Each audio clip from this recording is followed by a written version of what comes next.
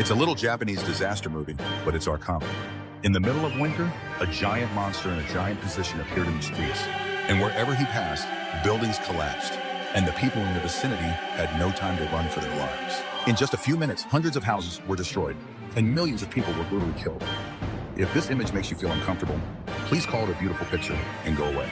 Just a couple of days ago, an unexplained nighttime event took place at the tunnel in the Gulf of Tokyo, and a massive amount of water vapor appeared on the surface. A few days ago, an unknown night sky suddenly appeared in the tunnels under the Tokyo Bay, and a large amount of water vapor appeared on the surface of the sea. Most of the people were in favor of destroying the monster because the appearance of the monster had already caused great damage to local relatives, but a small number of people had lost the chance to capture it alive because it was a very precious species. After much deliberation, the Prime Minister decided to capture it alive.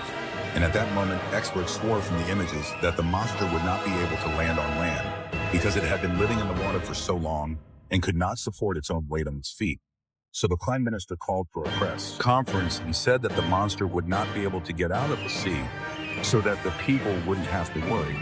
But I didn't expect the blow to come so soon. But the blow came so quickly that the monster suddenly appeared in the streets of Tokyo and began to wreak havoc on the city, and 4 armed helicopters poured in the street. And that meant that its destructive power had become even greater. By the time the armed helicopters arrived, the monsters had already destroyed buildings along the way and disappeared in the Tokyo Bay. To get rid of this threat, the naval fleet began to look for it, but days passed and nothing was found. In the meantime, the U.S. sent agents to support them. According to his information, a Japanese professor had predicted 3 years ago that the gods would send a messenger to bring destruction and purification to a country that had been unrepentant in its misdeeds, and that the messenger he had named Godzilla would probably be the monster. It wasn't long after that Godzilla appeared again, several times larger, and apparently purified again in the sea, so the little devils were going to have to suffer for a long time. This was the favorite day of the little devils, because on this day, a huge unknown monster appeared in the streets of Tokyo, and in just a few minutes, hundreds of houses were destroyed, and millions of people died in a horrific scene. At that moment, Godzilla didn't try to hurt people, but just went on his way. After researching the matter, scientists realized that Godzilla's goal was the large nuclear power plant, and if it blew up, the whole of Tokyo was finished. The scientists quickly sent us the exciting news. The Prime Minister then ordered the unlimited use of weapons, even if it meant the deaths of civilians. So the military sent in several armed helicopters, first with machine gun fire over their heads, and when that didn't do any good, they started to fire missiles, which all hit but did no damage, a defense that was more than anyone expected. And for a while, there was no other way to stop it. And he lifted up a bridge, destroying the command positions of the troops on the ground, and then moved on to the nuclear power plant, so they had no choice but to ask for American help. They then proceeded to the nuclear power plant and had no choice but to ask for help from the U.S. After being informed of the situation, the U.S. offered to provide an atomic bomb free of charge. And as they looked at the scope of the explosion, they froze in their tracks. I've got it. They tried to refuse, but the U.S. said, don't be nice. The Chinese were prepared for Tokyo, so they had to get on their legs and fly to China. In another year, Godzilla's nuclear power paralyzed Tokyo's electricity.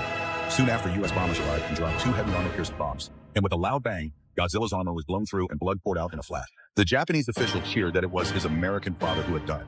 But within seconds, Godzilla's wounds healed and his back began to glow with a brilliant purple light. First, he exhaled a great deal of black, poisonous smoke from his mouth, followed by a jet of flame, which was only an appetizer. When the flames began to contract, the horrifying atomic bomber appeared, and the sky was instantly destroyed by the bomber, and the city's skyscrapers were cut up by the death rays of the Nagano.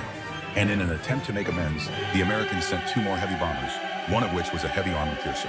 The Americans sent 2 more, but the next moment, dozens of atomic bombs and bombers were launched from Godzilla's back, and the Prime Minister's plane was also hit, leaving Japan unable to fight back and watching Godzilla's destruction. Was Godzilla really sent by the gods to punish Japan? This was the most shocking news in the past 100 years. Godzilla destroys the whole of Tokyo. American bombers tried to provide support, but they were hit by an atomic attack, which destroyed half of Tokyo in just a few minutes, leaving millions of Japanese in flames. Godzilla's operation scored 82 points out of 5, and the remaining 18 points are to be sent in 6s. Unfortunately, due to the long period of time it took for Godzilla to recover, his critical energy level was also depleted, so he stopped in the ruins and went into hibernation. Scientists discovered that Godzilla was regaining his energy, and that in 15 days he would awaken again, and even develop wings, and Japan and the world would be devastated, and the U.S. was proposing to use atomic bombs to prevent this from happening again. While the acting Prime Minister was hesitating, Scientist Wei finally found the message left by the professor, and found that Godzilla had nothing to do with gods, but was a small creature that was transformed by the nuclear waste dumped into Tokyo Bay by a factory. Godzilla had nothing to do with gods, but that decades ago, the factory had dumped a huge amount of nuclear waste into Tokyo Bay, polluting the sea, and Godzilla was just a small creature. But it was because it had swallowed too much nuclear waste that it was transformed. And now it was Japan that was responsible for it. After learning the truth, and after analyzing and discussing the matter, Wei quickly formulated a bold plan in which Godzilla would be like a mobile reactor, and it would send energy to its body through its veins. And then, as long as it had enough condensate, it would be possible to send Godzilla out to the outside world. Then, with enough condensate, Godzilla could be frozen from the outside. But the acting prime minister trusted him more than the atomic bomb, so Wei mobilized the whole country to make condensate for Godzilla according to the professor's message. 15 days later, everything was ready, and Godzilla was about to awaken, so Wei gave the order, and 2 trains loaded with explosives crashed into Godzilla, and the violent explosions plunged Godzilla's legs into the ground. And then a large number of drone planes were sent out to drop the bombs, which were meant to consume the energy Godzilla had recovered that day. Godzilla's energy had been depleted by the bombs, and sure enough, after a few rounds of bombing, Godzilla's atomic breath turned into flames, and it looked as if he had used up all his stored energy. When the time was right, Wei had to proceed to the next step and use the bombs he had planted in advance to blast the site so that the collapsing building would crush Godzilla, and a distant battleship launched a missile, which struck the nearby building. Godzilla was crushed in the ruins. Then came the final wave when dozens of Goya trampolines rushed to Godzilla, stretching their tubes and pouring condensate into his legs. But then at 30% of the plan, Godzilla was suddenly pushed into one of the trampolines and his mouth exploded with an atomic spasm.